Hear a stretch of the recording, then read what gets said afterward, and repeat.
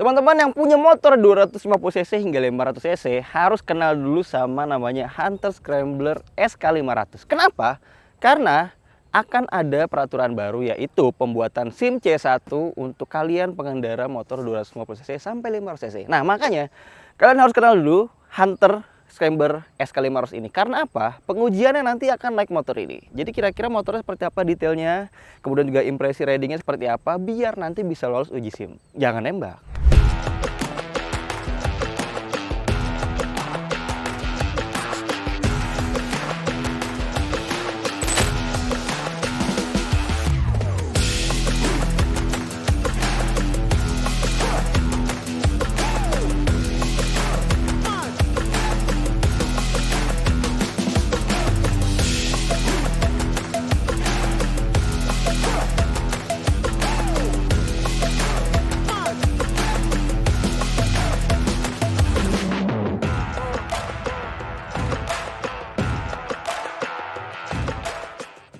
Hunter sendiri merupakan merek motor asal Australia, teman-teman. Dia base-nya di Australia. Terus kemudian ini motor atau ini merek ramainya itu pertama kali di Bali, karena memang ternyata di Bali itu menjadi tempat perakitannya Hunter untuk di Indonesia. Jadi datang tuh barangnya dalam bentuk spare part gitu ya, komponen dirakit di Bali, ada salah satu pabriknya, baru dijual, distribusikan. Dan sekarang udah mulai ada dealernya di Jakarta, yaitu di Hunter Motorcycle North Dealers lah, itulah Instagramnya, kalian bisa cek. Dia kurang lebih ada di sekitaran Kelapa Gading ya, atau Sunter lah.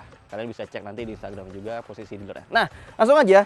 Saat ini kita akan membahas Scrambler SK500 yang akan digunakan untuk SIM C1.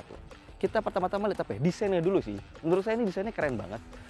Mengingatkan sama campuran-campuran motor ya. Jadi kayak bisa ngelihat CB Neo Sport Cafe seriesnya Honda. Tiba-tiba di sini tuh kayak rasa-rasa tuh kayak Ducati Scrambler gitu kan. Keren-keren. Di sini tuh rasanya kayak MV Agusta Brutale. Jadi bener-bener nih mixing banget sih motornya sih. Keren banget. Dan kita lihat dulu dari sisi depannya. Di depan gagah banget, teman-teman. Jadi dia pakai shock upside down KYB full adjustable. Jadi di atas nih ya ada setelan preload, di kirinya ini ada setelan tension atau rebound yang bisa di setel pakai kunci obeng pipi. Yang kanannya bisa di setel compression. Jadi keren banget, lengkap banget, full adjustable, dan travelnya cukup panjang ya. Kurang lebih itu 190 atau 195 mm lah. Jadi minim banget bottoming, dan jarak mainnya panjang itu buat jalan rusak enak banget gitu. Di bawahnya kita lihat dia udah double disc brake, teman-teman. Pakai cakram semi floating. Semi floating 300 mm kanan kiri. Dan diapit oleh kaliper Nissin. Nissinnya keren ya. Ini tuh ya kalau di Matic mungkin aftermarketnya kayak ada Nissin Samurai gitu ya, motor-motor 150cc. Mirip banget. Cuman ini sih lebih mirip CBR 650 apa CBR 500 gitu ya. Ya mirip sih, dimensinya segede gini lah. Jadi yang ini 2 piston, cuma pistonnya gede-gede ya. 2 piston kanan, 2 piston kiri. Jadi totalnya ada 4 piston. Dan selang remnya keren banget, teman-teman. Jadi udah braided, udah bukan model karet nih. Jadi ini bikin impresi remnya lebih presisi gitu. Kemudian juga master remnya juga pakai Nissin, dan bisa disetel jarak handle-nya ya. Enak banget, bener-bener full adjustable banget. Bisa disesuaikan dengan tangan, dengan karakter pengendaranya. Kemudian kita lihat lingkar roda depannya. Ini pakai spoke wheel, teman-teman, atau pakai jari-jari ya. Jari-jarinya bukan sebanyak jari-jari ini. Jari-jarinya pakai Acron, teman-teman. Tahu sendiri ya, kalau Acron tuh udah kayak pelek wajibnya untuk motor-motor enduro atau adventure yang mau pakai jari-jari cuma tubeless, dan ini juga ada tubeless gitu kan.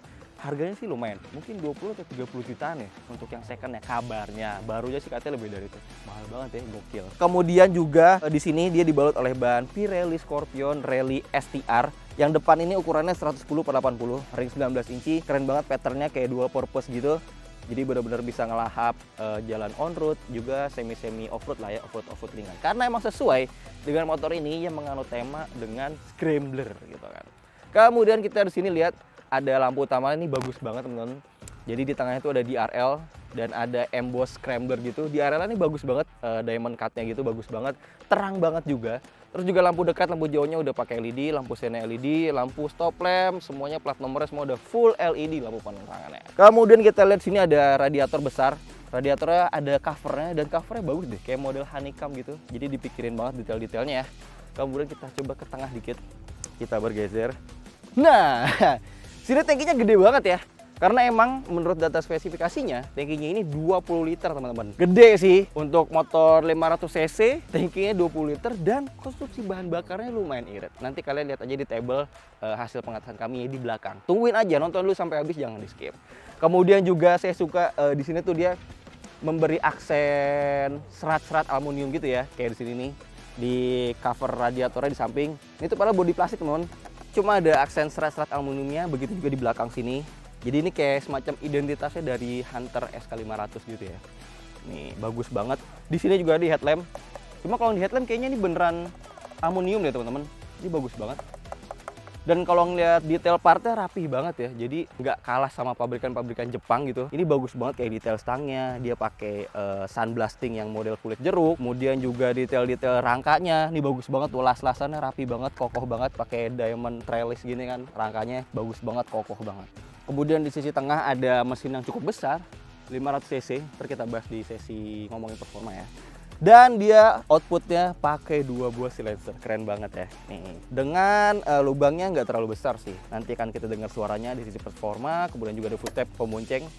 Tuh, ini kokoh banget, finishingnya bagus banget sih asli. Terus nggak cuma yang depan aja yang nisin, yang belakangnya juga mereka pakai nisin teman-teman. Nih, baik di master remnya pakai nisin, kemudian juga di belakang kalipernya pakai nisin juga 2 piston. Cuma nggak kelihatan ya. Yang belakang di sebelahnya juga ngumpet di sisi dalam pelek. Dan diameternya lebih kecil karena emang dia pakainya single side swing arm atau bisa disebut juga pro arm atau single arm lah. Keren banget ya asli. Jadi tuh sektor rodanya lebih kelihatan. Kemudian yang belakang juga bannya sama Pirelli Scorpion Rally STR, cuma dia pakai ukurannya 150/70, patternnya sama dan velgnya ini lebarnya 4,5 inci. Lebar banget ya. Makanya bokongnya jadi semok banget tuh. Terus juga kemudian biar gak nyiprat-nyiprat banget, ada mudguard sini dan plat nomornya dari sini teman-teman. Ini udah LED juga. Mudguardnya kokoh banget tuh. Cukup paten ya. Keker. Di sini joknya model-model ala-ala single seat dan ini empuk banget sih. Enak banget. Udah ngomongin soal desainnya, tadi udah kaki-kaki disinggung juga sedikit. Oh, suspensi belakang juga KYB teman-teman. Dan juga adjustable cuma nggak full ya. Jadi kalau diintip itu dia non tabung dan cuma ada setelan preload di atas tuh yang bisa diputar pakai kunci spanner dan di bawahnya bisa setel rebound pakai kayak obeng pipih atau obeng min. Dengan monoshock yang menempel di Proling atau di unit track. Ya itulah sebutannya. Kalau gitu sekarang kita ngeliat apa ya? Fiturnya, speedometer.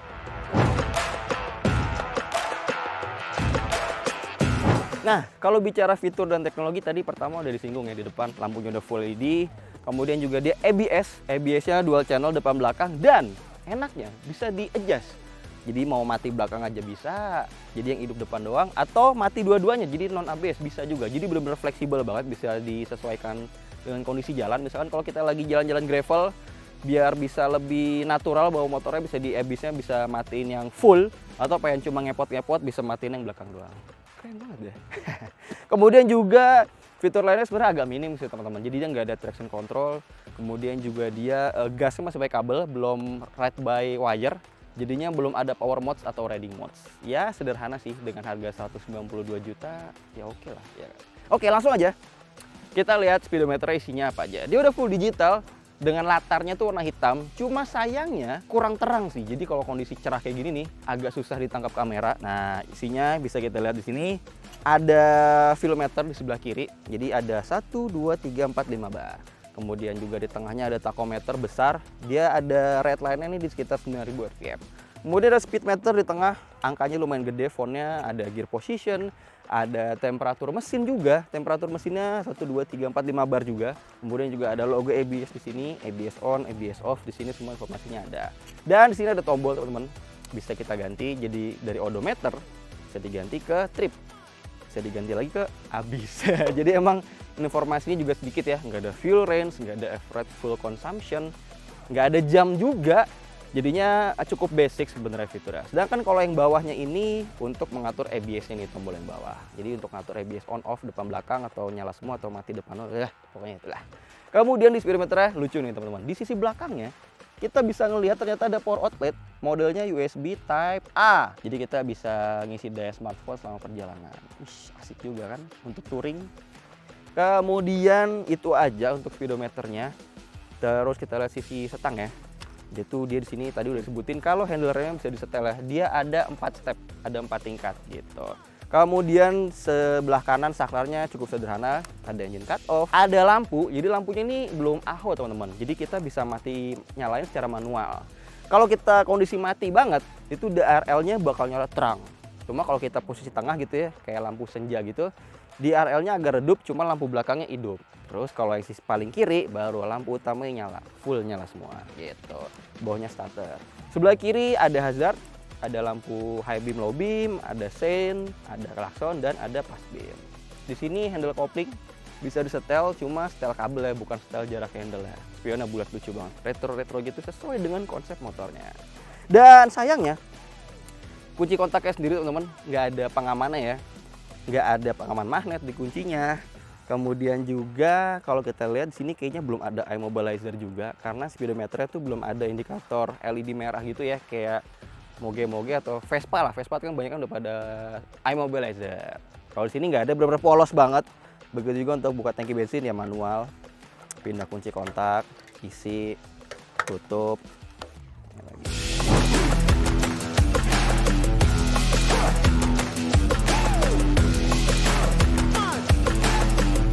Lantas bagaimana dengan posisi berkendara dari Hunter Scrambler S500 ini? Sebagai informasi, tinggi joknya ini dia 820 mm dengan berat kering kurang lebih itu 176 kg ya. Itu artinya mungkin kalau udah full cairan-cairannya diisi gitu ya, mungkin nggak beda jauh dengan ZX25RR ya. Kan ZX25RR itu sekitar 183 atau 185 kg lah. Cukup ringan bukan? Langsung aja kita duduki dengan postur saya 170 cm. Ya kurang lebih orang Indonesia segini lah ya posturnya. Kita naik di Scrambler. Wits. Ih, soknya enak banget. Ini tadinya nggak gini teman-teman. Tadinya agak berat, agak lambat ribonnya, cuma saya sedikit-sedikit style dan akhirnya ketemu enak. Ini enak banget. Kemudian ternyata untuk postur 170 cm masih oke banget tuh. Kalau kaki satu napak banget tuh, walaupun agak ngepas ya napaknya ya. Kalau kaki dua-duanya turun agak sedikit jinjit. Cuma ini joknya enak banget sih, tebel banget joknya. Tuh, joknya, aduh anginnya enak banget lagi.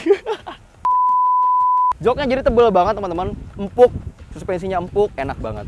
Kemudian footstepnya, nah kalau footstepnya untuk postur 170 cm kalau menurut saya agak lumayan nakuk ternyata ya. Nggak tahu nih kalau di atas 170 cm mungkin agak lebih begini lagi ya. Ini aja saya tuh lihat deh, lumayan nakuk, dan di sini nih lumayan nakuk juga nih, lumayan agak patah di sini. Ini kalau berkendara lama agak pegel teman-teman. Jadi baik di persneling atau di rem, jadi itu lumayan nakuk nih pergelangan kaki. Kadang agak pegel kalau jalan udah lama. Solusinya paling agak gini nih. Nah, jadi kakinya nggak terlalu nekuk nih pergelangannya. Jadi untuk jalan jauh, jalan lama tuh agak lebih enak, nggak cepet pegel. Terus kita coba meraih stang ya, lihat deh. Ternyata jarak dari setang ke jok ini lumayan jauh sih untuk postur orang Asia kayaknya. Jadi itu kayak kombinasi teman-teman. Jok ke footstepnya kayak orang Asia banget, enak tuh ke tanah napak. Cuma kalau dari jok ke setang tuh kayak jauh banget. Itu lengan ngepas dan stangnya tinggi gitu, lebar. Makanya kalau belok patah, badan kita tuh mesti agak maju. Nah, karena kalau nggak maju pasti ini ketarik gini teman-teman tuh. Tuh ya kan, ketarik. Makanya kita kalau pengen beloknya agak patah, mungkin gini. Steering locknya juga lumayan luas ya. Tuh. Dengan wheelbase, motornya ternyata wheelbase-nya menurut data spesifikasinya tuh sedikit lebih pendek dibandingkan X-Max 250 loh. Makanya kelihatannya compact banget ya. Paling cuma rada kedodoran di tangki aja sih. Tangkinya gede banget, 20 liter, desainnya gambot banget. Dengan bobot itu dan wheelbase yang nggak terlalu melar, surprisingly Hunter Scrambler S500 ini lumayan agresif dan nurut banget sih teman-teman buat kita meliuk-meliuk ya. Jadi motornya benar-benar bisa dipakai lincah dan dibuat rebah pun nurut banget teman-teman. Dengan ban yang dual purpose ini lumayan mencengkram, dibuat kita belok cornering kencang juga motor enak banget, tetap stabil. Jadi emang kalau buat pengendara-pengendara moge yang masih beginner, ini cocok banget sih. Handlingnya nurut, jadi kita bawa motor tuh nggak capek gitu. Ketika belok, stangnya tuh yang nggak ngelawan, yang nggak perlu kita tahan gitu. Jadi kalau pengen belok ya udah rebah sekalian.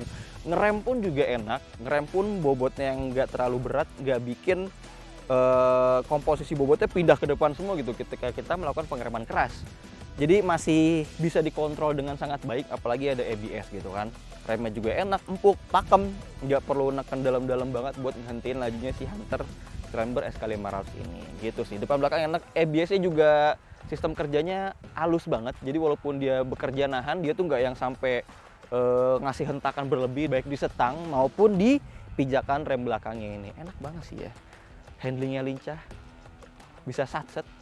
Wah, beginner harusnya lolos sih pakai ini latihan SIM-nya.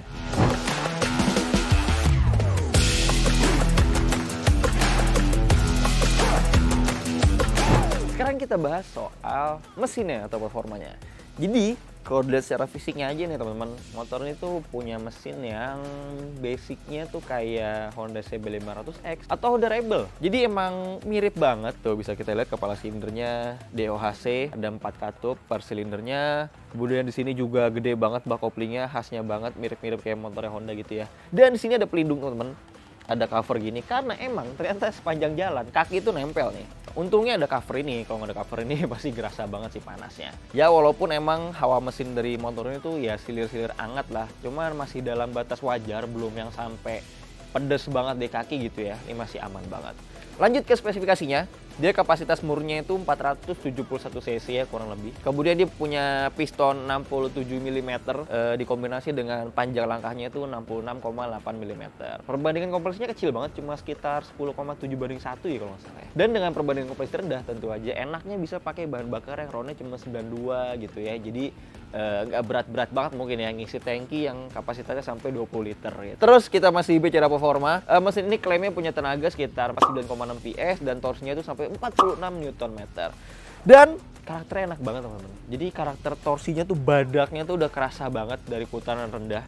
Dari sekitar 3000 RPM lah, itu udah kerasa enak banget. Jadi kita tuh nggak khawatir keberatan gigi ya, karena kan biasanya kalau keberatan gigi ketika digas motor kayak pengen stalling ya, kayak dut-dutan lah. Kalau ini enggak, jadi walaupun RPM rendah giginya tinggi, 3000 RPM gitu ya, gigi tingginya ya, itu kita gas aja motornya langsung melaju lagi teman-teman. Jadi benar-benar enak banget sih, badak banget. Juga ini mungkin berpengaruh terhadap konfigurasinya hampir square ya. Jadinya tenaganya ini hampir merata lah, dari putaran rendah sampai putaran tinggi tuh nggak ada putaran yang terlalu menonjol. Jadi semua ngerata, mengisi sampai top speed sampai limiter. Ya kalau dilihat emang di sini ada embossnya ZFKY. Jadi ZFKY ini emang vendor mesinnya dari Hunter yang digunakan ini sih teman-teman di Scrambler ini. Jadi emang motornya kan sebenarnya basicnya dari Cina ya teman-teman. Terus juga ada beberapa merek lainnya yang mirip. Jadi kayak Call of 500, kayak Bristol 500, juga kayak Jawa Scrambler 500 tuh mirip banget motornya sama ini teman-teman. Jadi mereka tuh kayak cuma gonta-ganti merek aja termasuk Hunter. Tapi walaupun ini produsen Cina ya, menurut saya ini Cina yang grade A sih, bagus banget sih. Jadi finishingnya bagus, sensasi mesinnya bagus. Dia tuh karakternya tetap smooth, cuma mengisi, nggak yang gentak-gentak gitu, gentak-gentak walaupun jalannya kecepatan rendah gitu ya. Jadinya untuk ngerayap di kemacetan tuh masih enak. Mau cruising santai enak, tiba-tiba kita pengen nyalip itu enak banget. Kita pengen nanjak, itu pengen berakselerasi, tinggal kita bejegas aja motornya bakal langsung melaju, enak banget. Perpindahan giginya sedikit keras, cuman keuntungannya adalah perpindahan gigi jadi lebih presisi sih kalau menurut saya. Jadi nggak ada tuh momen kayak gigi setengah doang masuknya kayak nyangkut gitu, nggak. Jadi kayak tek-tek, kayak khasnya moge banget. Lebih enak lah, lebih presisi. Kemudian masih dari sektor mesin apa ya, suaranya halus banget sih. Coba kita dengerin suaranya ya. Firing ordernya 180 derajat, berarti mirip-mirip kayak CB500X dan Rebel juga. Mari kita dengarkan. Netral.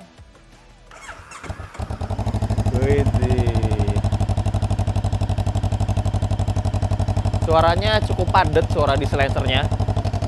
Tuh. Ada dual output di atas dan bawah. Coba kita blur dikit ya. Kita blur dikit.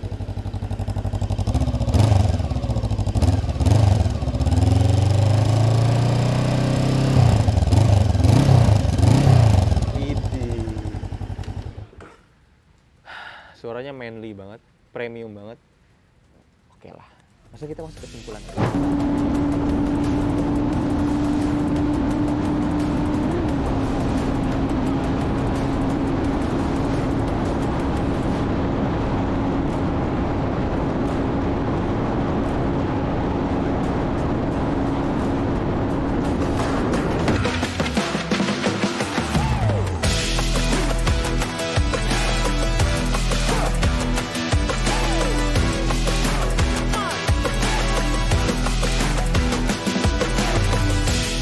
Nah kurang lebih seperti itu teman-teman impresi kami mengenai Hunter Scrambler SK500. Motor rakitan Indonesia, Bali tepatnya ini, yang akan digunakan oleh Kakor Lantas untuk pengujian SIM C1 bagi kalian pengguna sepeda motor 250cc hingga 500cc. Kalau menurut saya sih, motor ini cukup bersahabat bagi pengendara moge beginner gitu ya. Mungkin dari kelas 2,5 mau naik ke 400 dulu sebelum naik ke 600 nantinya. Karena motor ini tuh masih easy to handling, easy to ride banget. Handlingnya lincah, suspensinya enak, full adjustable, grip bannya oke, remnya oke. Posisi berkendaranya paling yang agak apa ya, buat postur Indonesia tuh agak bimbang juga sih. Posisi kakinya enak, napak gitu ya. Full step juga oke lah. Cuma emang setangeng agak jauh itu tadi yang saya bilang, kalau pengen belok kita agak patah, badan kita harus agak maju biar si lengannya ini nggak sampai ketarik banget. Itu aja sih paling koreksinya. Jok enak, empuk, tankinya 20 liter, kemudian performanya berkecukupan banget lah. Buat harian tuh udah oke banget, buat touring juga enak banget. 500cc, 2 silinder segaris, torsinya badag. Ya cuma emang fitur-fitur kekinian dan safety-nya belum terlalu banyak ya. Masih basic banget. Belum ada iMobilizer ataupun Smart Key, belum ada throttle by wire, riding mode, traction control itu belum ada. Cuma ya dengan harga 192 jutaan dapat motor berpenampilan Neo Sport Cafe atau Scrambler ini, pakai Acron, velgnya jari-jari, double disc brake, upside down Kayaba, AC 41 mm, monoshock Kayaba, adjustable, single side swing arm, keren banget, knalpotnya dual output, full LED, udahlah cukup sih rasanya gitu kan. Apalagi Hunters Motorcycle di Indonesia ini mulai akan memperbanyak dealernya. Seperti di PT Buana ini, Benz ini, dia sekarang ada di Sunter dan akan memperluas, akan mengekspansi, ada di Bali juga nantinya. Dia bikin juga, kemudian juga dia di Bogor, Jawa Tengah, dan lainnya. Dia pokoknya menjamur banget lah. Jadi istilahnya after sales-nya ini akan lebih terjamin. Gitulah, kurang lebih seperti itu teman-teman. Jadi menurut teman-teman gimana? Punya duit 200 juta kurang ya, 192 juta on the road ini, kira-kira worth it ya buat meminang Hunter untuk menjadi moge pertama kalian gitu kan, di atas 250cc. Jangan lupa komentar di bawah, di like juga, di komen, di subscribe channel Motovlog Indonesia biar gak ketinggalan, nyalain lonceng notifikasinya biar ada video-video barunya langsung dapat gercep gitu ya notifnya. Kalau gitu sampai jumpa di video-video selanjutnya. Stay safe teman-teman, yang masih puasa jangan lupa puasanya jangan batal sampai lebaran finish. Yang kuat puasanya. Gaspol!